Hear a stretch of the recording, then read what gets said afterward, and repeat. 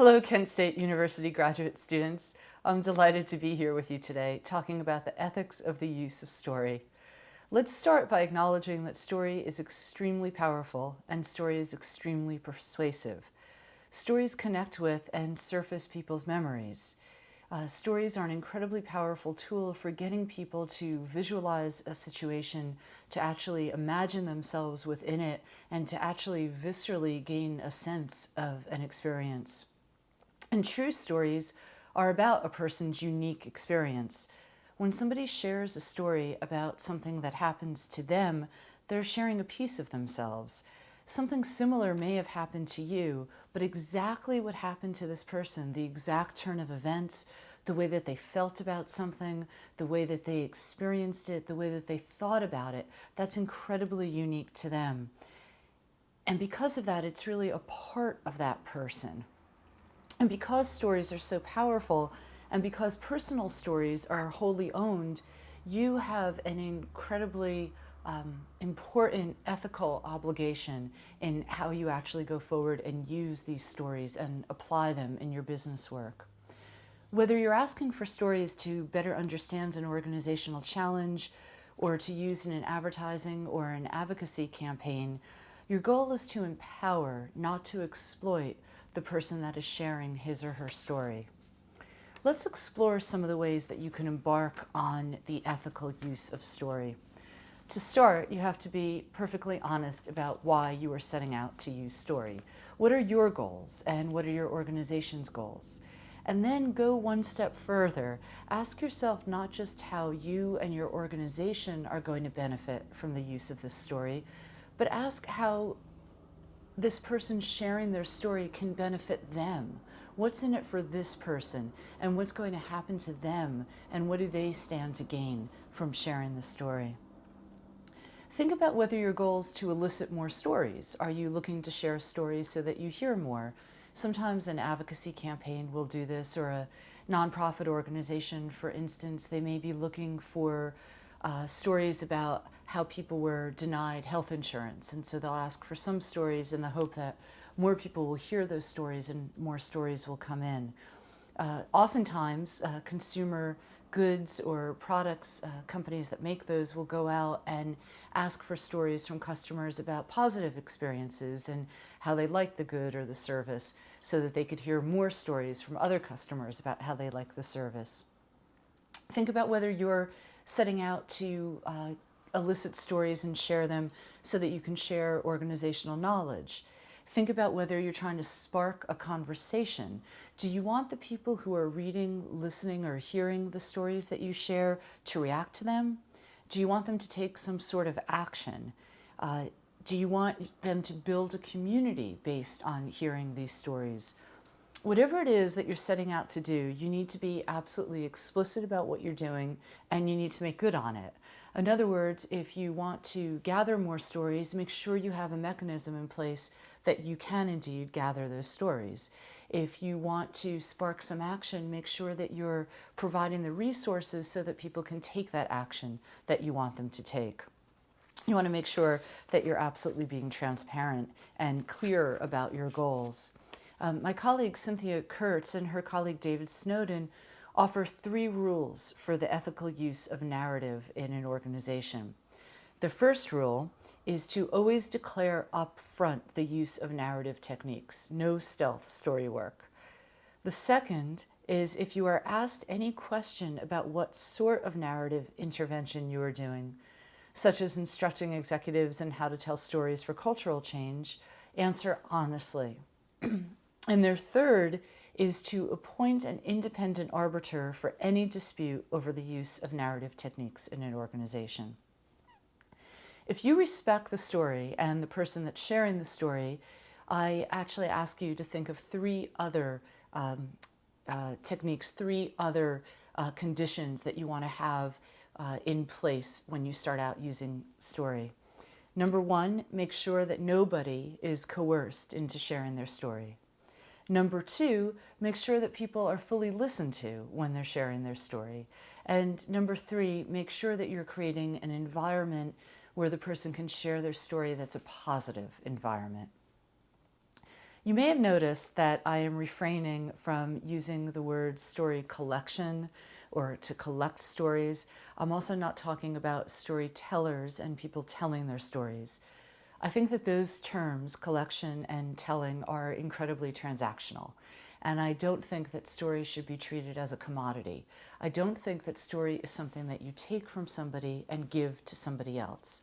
And I think that this happens all too often, especially in the nonprofit and development field, when a story from somebody who is poor and afflicted or vulnerable is taken from them and offered to somebody else for a monetary reward, for a donation. So story is not a commodity. And even if you're not working in the nonprofit field or the development field, you still have to make sure that you treat story not as a commodity, that you make sure that you treat story respectfully in all of the work that you're doing. True narrative intelligence respects the story sharer and respects the story and understands that that story is a part of the person that cannot and should not be taken away. Several organizations are doing really wonderful work about eliciting stories and sharing them publicly for human rights goals or for advocacy work and for other issue campaigns. And I urge you to take a look at them. And those organizations, you can check out their websites and how they're sharing stories. Those organizations include witness.org,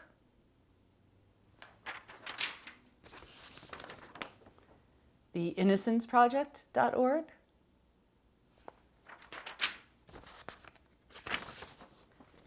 and forexhale.org.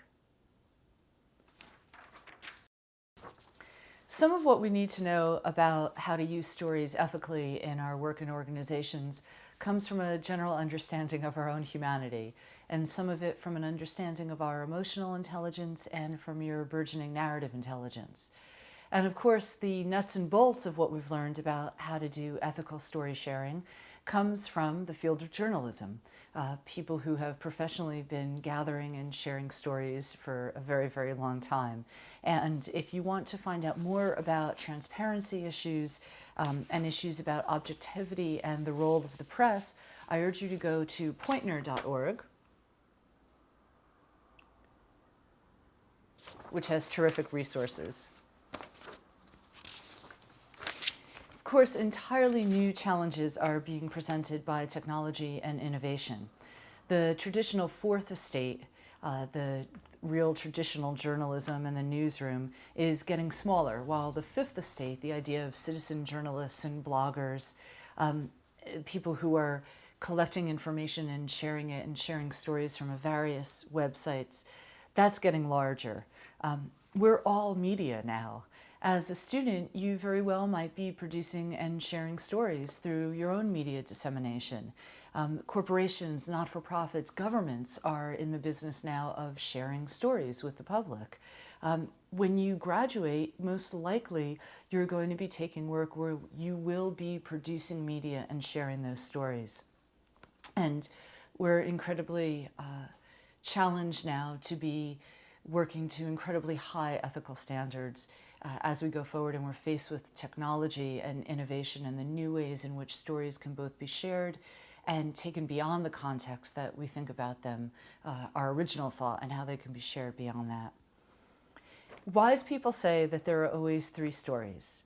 There's the story that we tell, there's the story that we hear, and then there's the third story, which is the truth. I'd like to add a fourth to that, and that's the story that we're not hearing.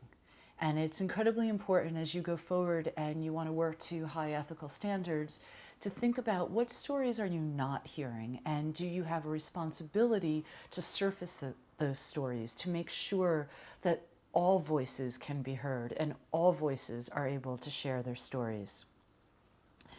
Also, I want you to think about whether you're going to publicly present and label the stories that you're sharing?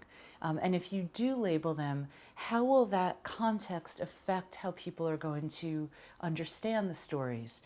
For instance, if you were to take a collection of stories and break them up and say, here are stories from African Americans, or here are stories from women, or here are stories from college graduates, what is that doing to your audience's perception of those stories? How are you changing the context simply by putting a label on those stories?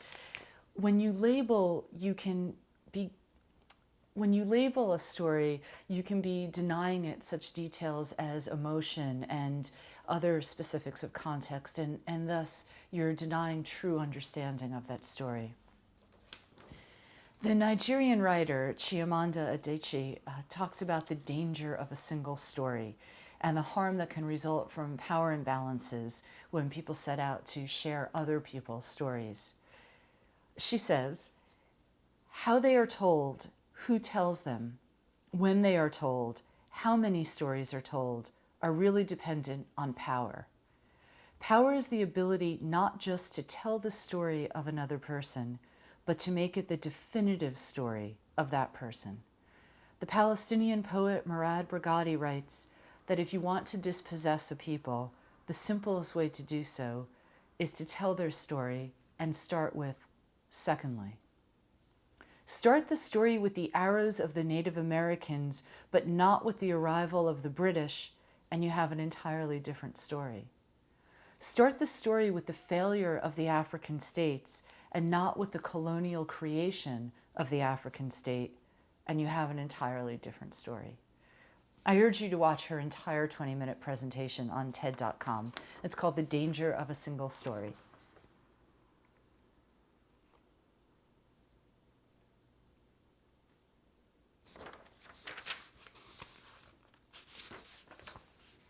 And I want you to be aware of other power imbalances, of people feeling that they have no recourse but to say yes to you when you ask them if they would share their story with you. Perhaps you're seeking to use a person's story in an advertising campaign or in a marketing campaign, and you're offering them money for that story. Or perhaps you're even offering an all-expenses paid trip so that they could come and share their story and you could obtain it from them. That in and of itself might constitute a power imbalance, and I want you to think about that. And sometimes you may be working with stigmatized populations. In these cases, you have a special responsibility, not only to the story, but also to the story sharer. Might you know more about how that person might be affected professionally or personally by sharing that story? Might you know more about how their sharing that story could actually harm them in the future and how it might be used against them? Think about whether you need to provide for that person's safety. Make sure that that person really understands and has a sense of informed consent. Think about how the person who's sharing the story might lose control over that story, especially when we're talking about super public places like YouTube. I talked before about how a story can be taken out of context and shared over and over again in a different context, especially digitally. And you need to be incredibly aware of that and help the person who's about to share his or her story either understand that or help them protect against that. Now, the pendulum can swing way too far in the other direction as well. I've heard from lots of really well-meaning nonprofit executives, oh, we can't possibly go out and share this person's story. This person's too vulnerable and too powerless. Well, that's a power imbalance too. By claiming that you know better than the other person, by claiming that the person is incapable of sharing their story and would never want to, you're making assumptions, and that's incredibly wrong as well. What you need to do is take a good look at your informed consent documents. Better yet, have a professional take a look at your informed consent documents. See if there's a way that people can think about all the different ways in which their stories can be shared. Maybe the person sharing his or her story would want to do so anonymously. Maybe they would want to share it only with a specific audience or through a specific medium or in a specific way or for a specific amount of time. These are all options that you can offer the story sharer, and you could ask the story sharer themselves what they think about. Throughout this course, you've learned that stories are not just child's play. Stories are incredibly personal, stories are incredibly powerful, and stories are incredibly persuasive. Stories in an organization can affect great change, and stories can change the way that a person perceives of another person, even the way that they perceive of the world. As a narrative leader, you are called upon to work to the highest ethical standards in the way in which you use story in an organization. Make sure that you respect the story and the teller and the way in which you go about eliciting and sharing that story. Thank you.